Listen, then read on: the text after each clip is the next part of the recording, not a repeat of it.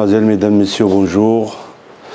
Donc nous allons reprendre les axes du contenu relatif aux relations économiques internationales.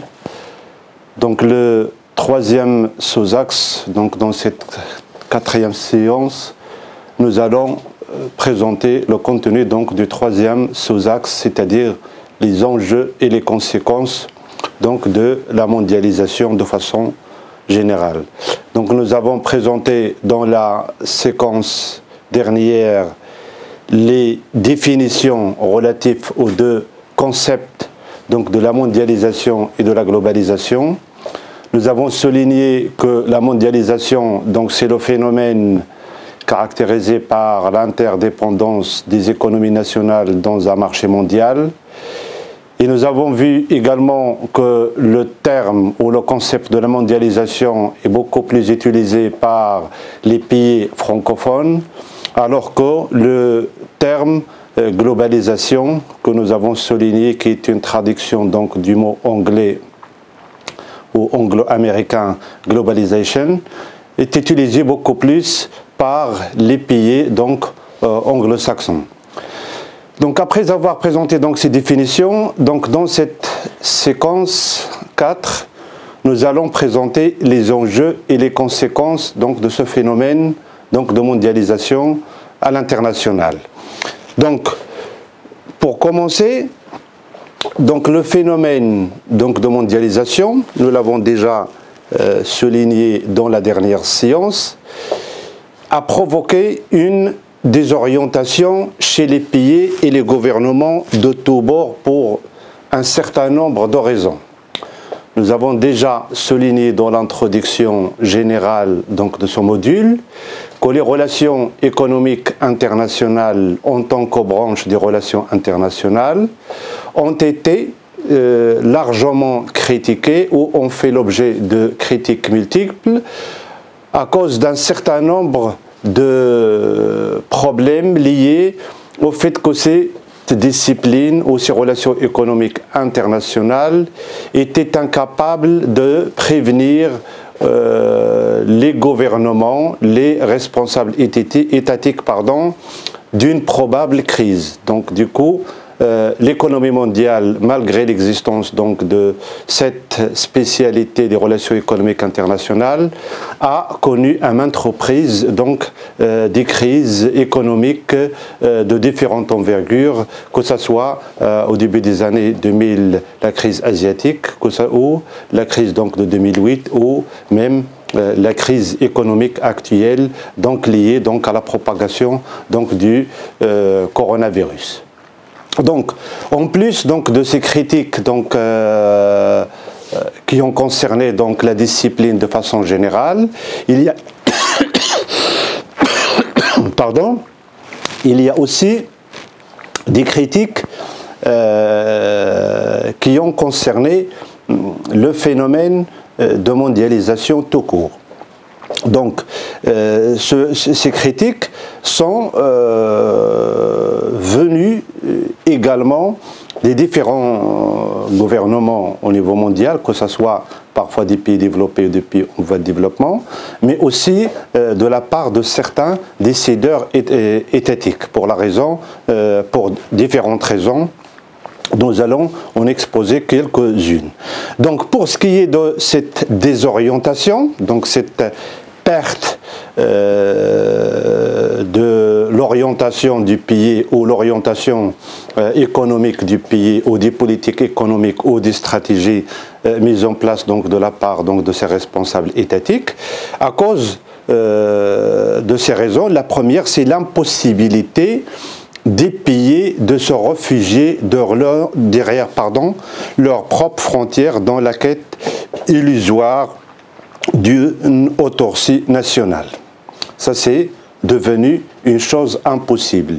Il n'y a plus de pays qui est capable de vivre en autarcie. لا يمكن لأي دولة من دول العالم في الوضعية الحالية ديال سيادة ظاهرة العلماء باش يقول بأنه مستعد وقادر على العيش داخل واحد النوع تاع الاستقلال عن تحركات وعن تأثيرات ما يعيشه العالم من تحولات اقتصادية أو غيرها. Donc l'autarcie, ça c'est impossible. Donc ces pays, donc s'ils sont désorientés, cette mondialisation a provoqué cette désorientation des pays et des gouvernements, c'est parce que ces pays n'ont plus cette possibilité de gérer leurs affaires économiques, de mettre en place leur stratégie économique, d'appliquer leur stratégie économique à l'intérieur des territoires dont on a parlé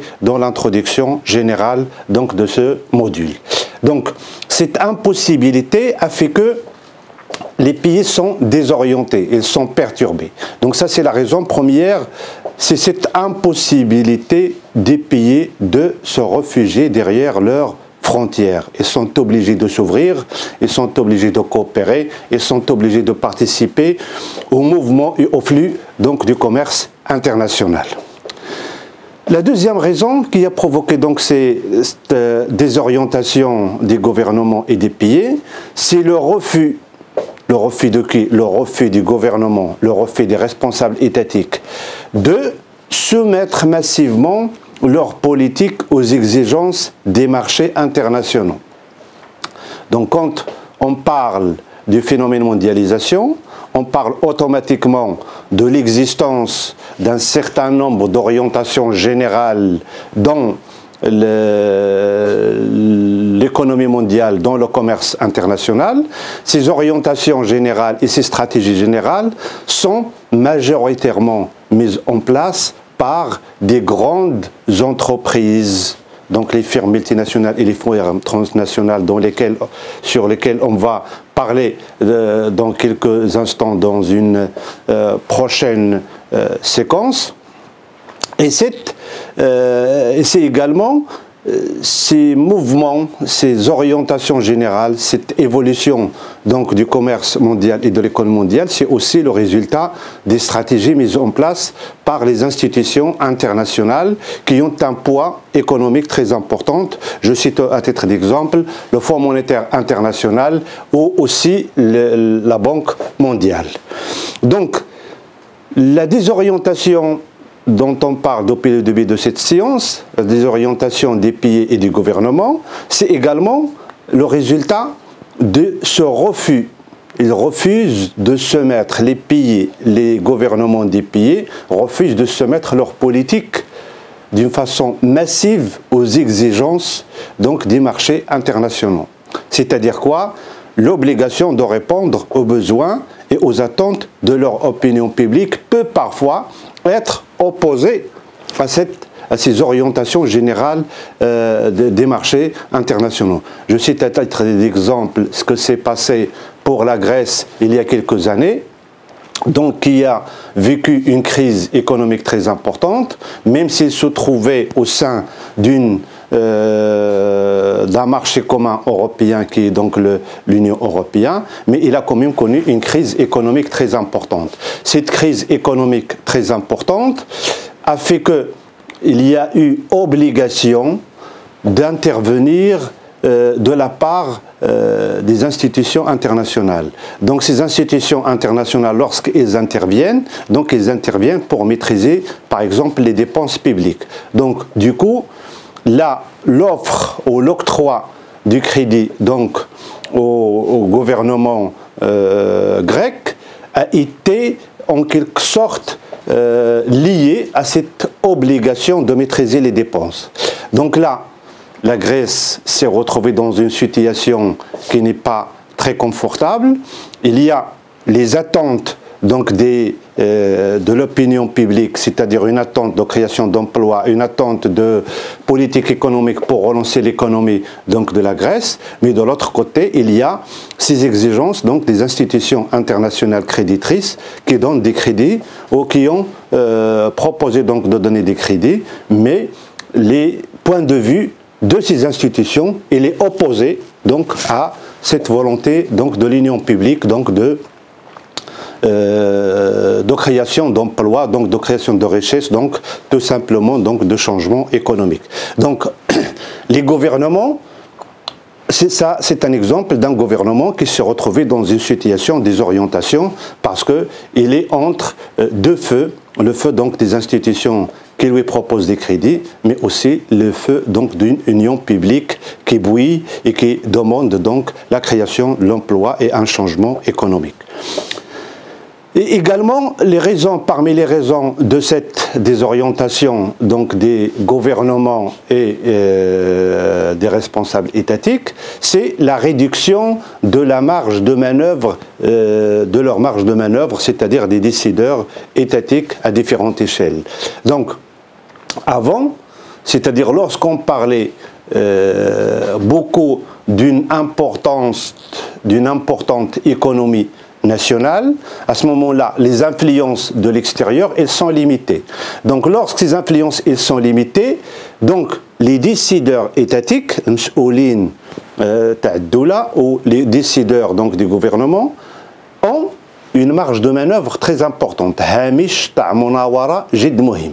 لماذا؟ لأن الأمر يتعلق بوضع استراتيجية وتنزيل استراتيجية وطنية للتنمية أو للنمو الاقتصادي داخل حدود الدولة المعنية. Mais lorsque cet État ou ce gouvernement ou ce décideur étatique est en quelque sorte appelé à mettre cette stratégie, à monter cette stratégie de développement économique, en parallèle à quoi? En parallèle à ce qui est dicté, ou en respectant, ou en prenant en considération, ou en prenant en compte ce qui est dicté par les institutions internationales, donc leur marge de manœuvre devient de plus en plus très limitée, de plus en plus limitée. Donc, on ne peut pas, par exemple, la possibilité de créer, par exemple, les emplois, ça peut être, dans les pays en voie de développement, on trouve que la fonction publique continue d'attirer donc une masse importante donc des jeunes qui souhaitent intégrer la fonction publique. Alors que dans les orientations de ces institutions économiques internationales ou des institutions financières internationales, c'est tout à fait le contraire. On demande au gouvernement et aux États de maîtriser les dépenses publiques. يعني التحكم في ميزانية التسيير، وعندما نتحدث عن ميزانية التسيير نتحدث أوتوماتيكيا عن الأموال أو الميزانيات التي تتجه نحو تأدية أجور الموظفي القطاع العام. Donc, on est dans des logiques qui sont contradictoires et ces logiques ont fait que la marge de manœuvre des responsables étatiques est de plus en plus limitée. Donc ce processus de mondialisation a pris de l'ampleur à la fin du siècle précédent. Donc lorsqu'on parle de la prise de l'ampleur de ce phénomène de mondialisation, donc on fait allusion à la troisième phase de mondialisation que nous avons appelée, dans la séance précédente, la phase de globalisation économique qui a débuté durant la décennie des années 80 du siècle dernier. Donc ce processus de mondialisation a pris de l'ampleur à la fin du siècle précédent. Selon Gérard Lafay, donc c'est un des auteurs qui a publié donc des productions scientifiques donc sur les relations économiques internationales. Donc selon cet auteur, cette prise d'ampleur est dû à un certain nombre de facteurs. Le premier, selon cet auteur, c'est la troisième génération de la révolution industrielle. Quand on parle de la troisième génération de révolution industrielle, on veut dire par là la révolution donc informatique principalement, mais aussi électronique, qui a abouti à quoi? À la baisse des frais de transport et de l'explosion des nouvelles technologies d'information et de communication. Donc les NTI, c'est les nouvelles technologies d'information et de communication. Wasa'il al-ittisal al-jadida, qui, entre autres, tout ce qui est facilité donc par le réseau Internet et les moyens de communication. Donc quand on parle aussi donc de la troisième génération de révolution industrielle, donc c'est tout ce qui a été produit en termes de moyens de transport. Donc quand on parle des moyens de transport, donc tous les types de transport, types de moyens de transport, que ce soit le transport maritime, donc on voit de plus en plus de cargos qui transportent des centaines de milliers de tonnes de denrées alimentaires ou de produits ou de biens économiques. On parle du pétrole, on parle du gaz, on parle du blé, on parle du riz, on parle de ce que vous voulez. Donc ces moyens de transport ont évolué depuis la révolution industrielle du XVIIe et du XVIIIe siècle jusqu'à ce qui s'est passé donc à la fin du XXe siècle, c'est-à-dire cette phase donc de globalisation économique. L'explosion des nouvelles technologies d'information et de communication, j'ai parlé lors de la séance dernière sur un aspect parmi ces aspects donc de cette explosion des nouvelles technologies d'information et de communication, c'est-à-dire la possibilité d'abord que permet ces moyens, c'est-à-dire ces masse importante de données et d'images, cette facilité de transfert des capitaux d'un coin du monde à un autre, tout cela, la possibilité, la facilité de communication entre les sièges, par exemple, sociaux des grandes entreprises ou des entreprises multinationales et transnationales avec leurs filiales dans les différentes régions du monde, tout cela a contribué, selon Gérard Lafay, à cette explosion du phénomène mondialisation à la fin du XXe siècle, c'est-à-dire à partir des années 80. La deuxième raison, évoquée également par l'auteur, c'est la généralisation de l'économie de marché. Quand on parle de généralisation de l'économie de marché, à la fin du siècle dernier, on fait allusion encore une fois à cet arrêt de pôle ou de politique internationale bipôle, c'est-à-dire que depuis l'arrêt de la Deuxième Guerre mondiale, on est rentré dans une phase appelée donc par les spécialistes, mais aussi par la presse internationale, la phase donc de la guerre froide, الحرب الباردة بين ماذا؟ بين قطبين متضادين متعاكسين، القطب الاشتراكي الشيوعي بزعامة الاتحاد السوفيتي مع الدول التي تدور في فلكها، ثم القطب تاع الرأسمالي الليبرالي بزعامة الولايات المتحدة الأمريكية والدول التي تدور في الفلك ديالها. إذن عاش العالم في ثنائية قطبية لمدة عشرات السنين. Donc, cette existence de ces deux pôles, donc dans les années 80, avec l'effondrement de l'ex-URSS, انهيار الاتحاد السوفيتي. Donc l'effondrement donc de l'URSS suite à l'échec donc de la politique de Prostroïka appliquée par Mikhail Gorbatchev a fait que le grand patron du bloc socialiste communiste s'est effondré et on a vu une liste de pays indépendants qui étaient au sein de cette union. Et on est passé donc à un certain nombre de pays, le plus important au jour d'aujourd'hui c'est la Russie, mais on a toute une liste de pays qui étaient à l'époque sous le contrôle de l'ex-URSS. Donc la généralisation, avec cet effondrement donc, de l'ex-URSS, on constate le retour ou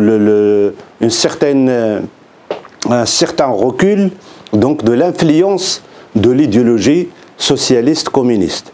Donc, qu'est-ce qu'a donné comme résultat?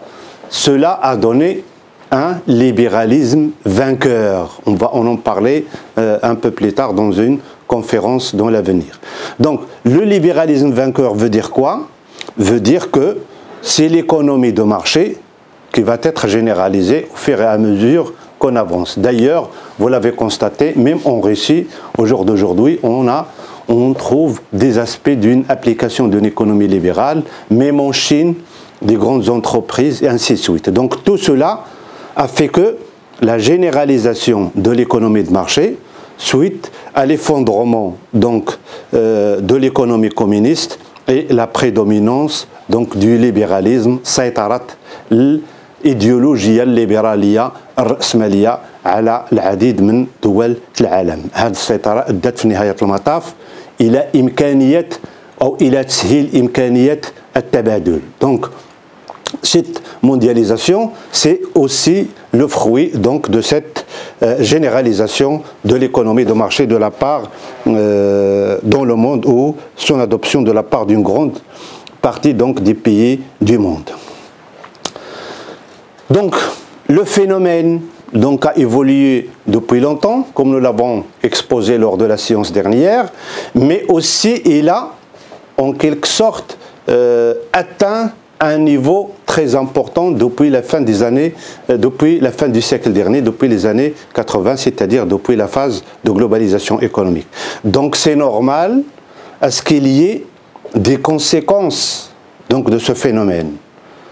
الانعكاسات والنتائج تاع هاد العولمة.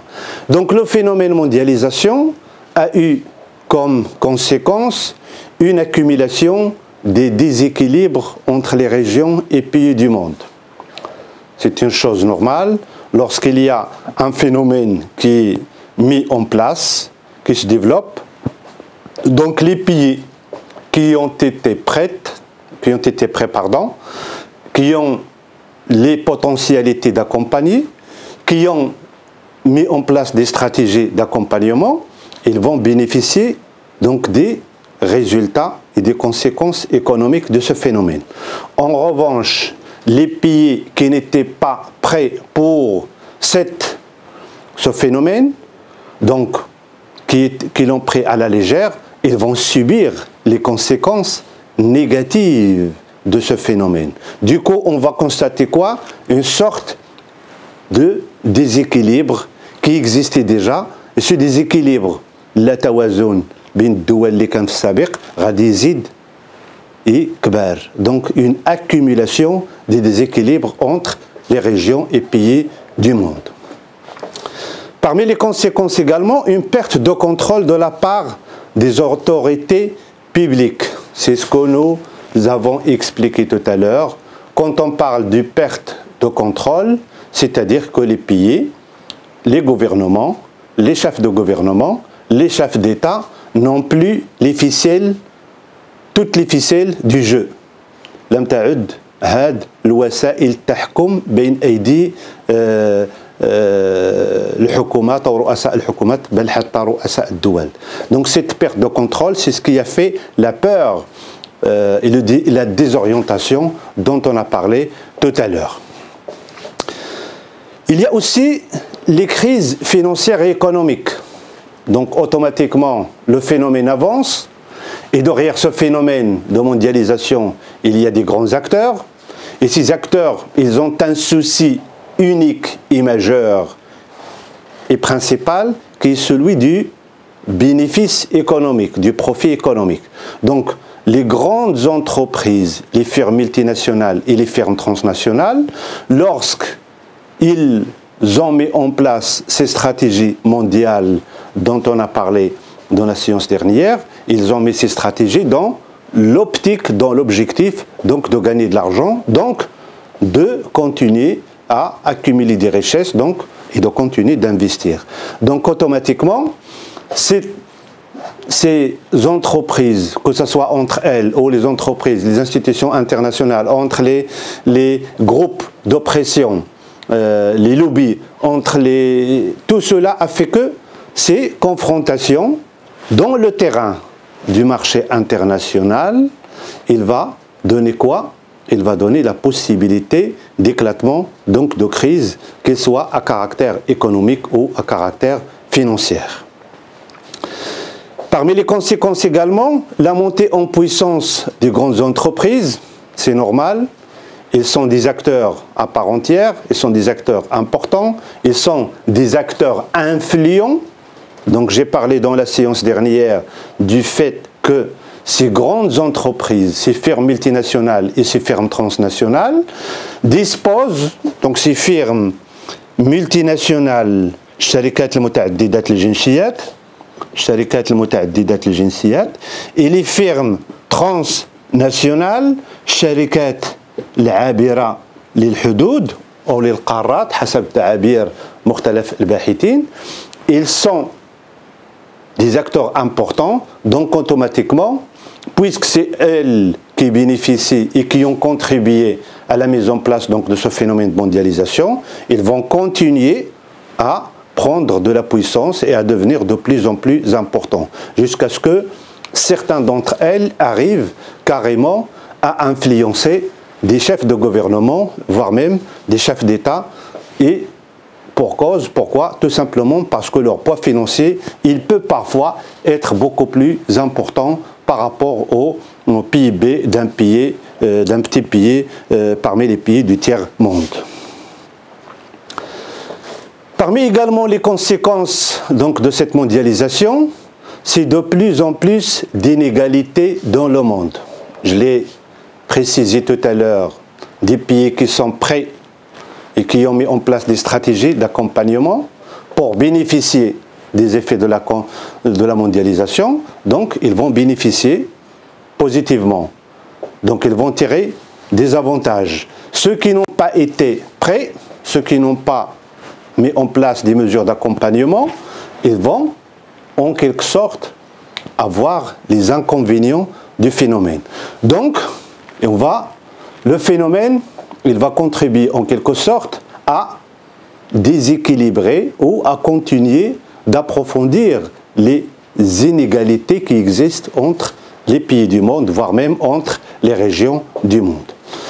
Donc selon le rapport publié par l'OMC, l'Organisation mondiale du commerce, l'OMC, l'Organisation Mundamat Tejara al-Alamiya, donc selon le rapport publié en 1997, c'est-à-dire à la fin du siècle dernier, la mondialisation a permis à plusieurs pays de bénéficier de la croissance.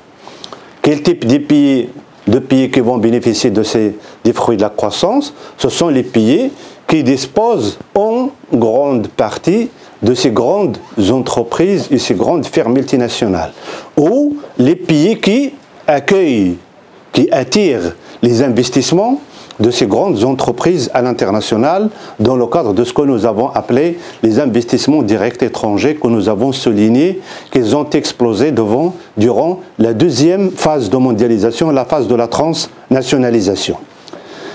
Parmi ces derniers, les six dragons du sud-est asiatique. Quand on parle des six dragons du sud-est asiatique, ce sont les pays qui ont été des pays sous-développés durant la première moitié du XXe siècle, voire même durant la décennie des années 50, voire même des années 60. Mais au fur et à mesure que le temps passe, et avec la politique donc des IDE, des investissements directs étrangers, mais aussi avec la politique de la délocalisation industrielle, ces pays-là, de la région du sud-est asiatique, منطقة جنوب شرق آسيا, تمكنوا باش يستقطبوا الاستثمارات الأجنبية المباشرة وتم بناء عليها بناء اقتصاديات وطنية منبنية على قطاع صناعي حديث. Donc ces pays, Hong Kong, la Corée du Sud, Taïwan, Singapour et Thaïlande, certains de ces pays sont même devenus des concurrents à part entière des grandes puissances économiques mondiales. C'est-à-dire quand on prend la Corée du Sud et on prend un secteur parmi ces secteurs, on prend le domaine de l'automobile, on trouve que les entreprises sud-coréennes, prend Hyundai ou Kia, sont devenues des concurrents farouches pour les constructeurs européens, notamment pour Renault et Peugeot en France. Si on prend le domaine de ce qu'on appelle la technologie de pointe, donc tout ce qui est multimédia, ordinateur, téléphonie mobile, c'est les entreprises de la Corée du Sud sont des géants actuellement. On compare facilement les téléphones Samsung avec le géant américain Apple ou autres. Si on prend l'électroménager, c'est pareil. Donc tout cela pour vous dire quoi? que ces pays ont su tirer profit donc du phénomène mondialisation. Pourquoi? Parce qu'ils ont mis en place des politiques d'éducation et de formation très performantes, mais aussi à cause donc de la qualité des ressources humaines de cette région du monde qui est connue par son dynamisme et son travail sans merci. Donc en plus de ces pays-là, il y a également certains pays d'Afrique et de l'Amérique latine qui ont aussi tiré profit de cette mondialisation. On parlait à un moment donné du Maroc comme dragon, ou nouveau dragon, c'est-à-dire que le Maroc a quand même pu, grâce à ces politiques d'attraction relative aux investissements directs étrangers durant la fin des années 90, mais aussi durant les années 2000, donc de tirer profit en quelque sorte de ce phénomène de mondialisation. Il y a aussi l'Égypte, on parle d'autres pays africains, mais aussi de certains pays de l'Amérique latine. D'un autre côté, donc, ça c'est une face parmi les faces de cette influence, c'est-à-dire les pays qui ont bénéficié des avantages et des retombées économiques positives. De l'autre côté, plusieurs études ont mis le point sur le problème majeur qui est l'accroissement des inégalités dans le monde. S'il y a des pays qui tirent profit, il va y avoir d'autres pays qui vont subir les conséquences donc, du phénomène mondialisation. Quels sont les aspects de cette inégalité? غياب التوازن فيما يتعلق بظروف العيش تاع السكان على مستوى العالم. D'abord, une personne sur 4 vit de la pauvreté dans la pauvreté absolue. Nous avons exposé dans la matière déjà de terminologie économique les méthodes de calcul relatives donc à ces conditions de vie au niveau de vie. Donc lorsqu'on parle d'une personne sur 4, ça veut dire le 1/4 de la population mondiale vit dans la pauvreté absolue. La pauvreté absolue, c'est lorsque l'individu, une personne, vit de moins d'$1 par jour. On parle d'une situation de pauvreté absolue. الفقر المطلق عندما يعيش فرد معين أو إنسان معين بأقل من $1 في اليوم دليل على أن الفرد أو مجموعة أفراد تعيش في وضعية فقر مطلق. Donc le 1/4 de la population, suite à ces événements, à ce développement, vit dans la pauvreté absolue. 20% de l'humanité ne dispose que de 1,1% du revenu mondial. Vous imaginez 20% من السكان يعني الخمس سكان العالم في نهاية التسعينيات وبداية 2000 تعيشوا ولا عندهم مدخول ديالهم يساوي 1,1 من المدخول العالمي. C'est-à-dire quoi? C'est-à-dire une mauvaise répartition du revenu mondial. الخمس السكان عندهم 1,1% من المدخول العالمي. Alors qu'il était en 1960 هذاك الخمس كان عنده على الأقل 2,3. Donc on n'est pas dans une situation d'amélioration de leur situation, au contraire, on est dans une situation de dégradation. كان عندهم في 2000 في 1960 2,3 الخمس السكان كان عندهم كمدخول 2,3 من المدخول العالمي alors que en 1997 le même pourcentage de population, 20% de la population n'a que 1,1%. Donc c'est une situation de dégradation d'une grande partie de la population mondiale. Il y a également le fait que le 1/5 de la population du monde, le 1/5 de la population du monde, possède 85% du revenu mondial. عندنا الخمس le 1/5 الخمس عنده 1.1% والخمس آخر عنده 85% من المدخول العالمي. C'est la tranche de la population ou la proportion de la population la plus riche, alors que celle de tout à l'heure c'est la tranche de la population ou la proportion de la population la plus pauvre. Ici on prend le 1/5 avec 1,1, puis un autre 5e de 85%. Donc là, combien il reste? Il reste les 3 sur 5. Les 3/5 ثلاثة الأخماس السكان العالميين الباقيين عندهم لو ريست من 86 ل 100. Combien? Il reste 14% de revenus. C'est rien. Donc on est dans des situations d'approfondissement des inégalités. تعميق هاد الاختلالات المرتبطة بغياب التوازن على مستوى المدخول العالمي. Parmi les conséquences également, 160 millions d'enfants sont touchés par la malnutrition. 160 millions d'enfants sont touchés par la malnutrition. La malnutrition, donc je m'explique, sous tardiya ne veut pas dire la faim. Sous tardiya, la yani je. Non.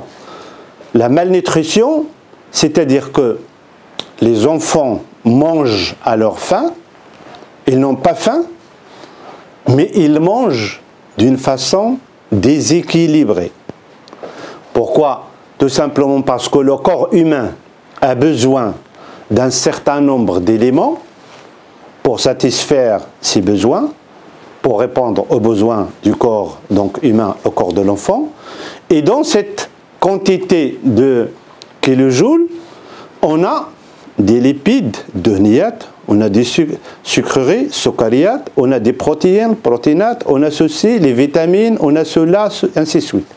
Mais ils arrivent, quand on mange mal,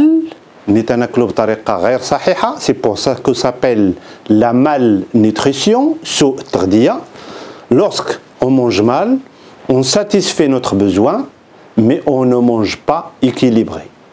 Donc, et 160 millions d'enfants, et ça c'est les statistiques de la fin des années 90, cette statistique, il peut être beaucoup plus au jour d'aujourd'hui, avec tout ce qui s'est passé depuis la fin des années 90 jusqu'au jour d'aujourd'hui. Mais malgré ces remarques, donc ça c'est des remarques qui sont tirées de différents rapports, donc de différents auteurs, ceux qui sont pour la mondialisation, et ceux qui sont contre la mondialisation. Chacun il sort ses arguments. Mais en tant que chercheur, en tant que jeune étudiant, si je veux faire un discours ou une étude sur la mondialisation, ces remarques sur la mondialisation ne doivent pas influencer mon point de vue. Pourquoi? Parce que ces remarques, malgré ces remarques, tout discours sur la mondialisation, il doit être documenté pour éviter les préjugements. Ce n'est pas parce qu'un certain nombre d'auteurs disent que la mondialisation elle est mauvaise, je veux les suivre. Non, je dois chercher des preuves qui vont me permettre de dire ainsi. Que chaque discours doit aborder les aspects positifs et négatifs. C'est ce que je viens de faire. J'ai dit que la mondialisation est un phénomène réel, présent, on est évolution continue, il prend de l'ampleur, mais il y a aussi, donc ce phénomène, il y a des pays qui ont bénéficié, il y a d'autres qui n'ont pas pu en bénéficier. Donc, j'ai montré les points positifs et j'ai montré les points négatifs. Tout discours également sur la mondialisation doit éviter les jugements rapides et politiques.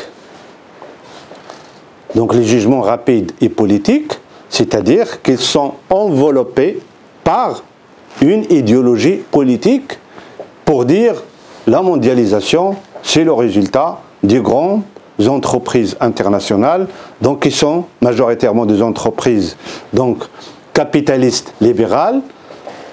Donc ils ne prennent pas en considération les droits et donc des populations ou des ressources humaines qui travaillent au sein de ces entreprises. Donc un auteur qui fait partie de l'idéologie communiste socialiste, il va essayer de défendre le point de vue donc des patrons de ce courant de pensée, c'est-à-dire Karl Marx ou Lénine. Ils vont dire, ces entreprises, oui, ils créent de la richesse, mais ils créent de la richesse au détriment donc, de leurs ouvriers, donc de la population ouvrière. Donc voilà, on s'arrête sur ce point et à la séance prochaine.